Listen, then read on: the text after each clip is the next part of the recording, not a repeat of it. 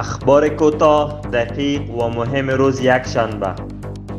سخنگوی امارت اسلامی مولوی ذبیح‌الله مجاهد با نشر اعلامیه اظهارات وزیر دفاع روسیه را رد کرد که گویا گروه‌های مسلح افغانستان تهدید برای کشورهای میانه است.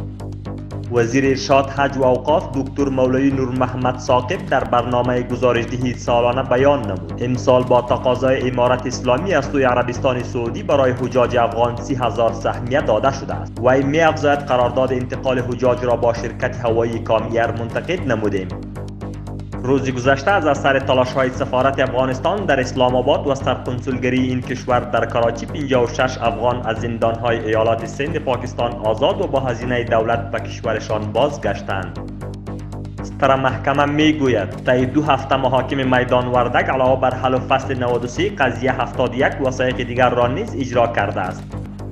معاونیت اقتصادی ریاست الوزراء میگوید در آخرین جلسه نوبتی کمیسیون اقتصادی سال 1402 هجری شمسی به منظور حمایت از متشبثین کوچک نرم ثابت مالیه اصناف از 1.5% به 0.5% کاهش یافته است.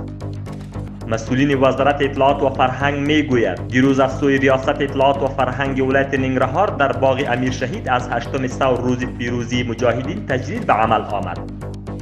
مسئول مطبوعاتی کمیسیون تماس با شخصیت‌های افغان مولوی احمدالله وثیق میگوید برای افغان‌های بازگشت شده از سوی کمیسیون تماس با شخصیت‌های افغان کارت‌های مسئولیت داده می‌شود که مانند افغان‌ها به گونه عادی زندگی کرده می‌توانند.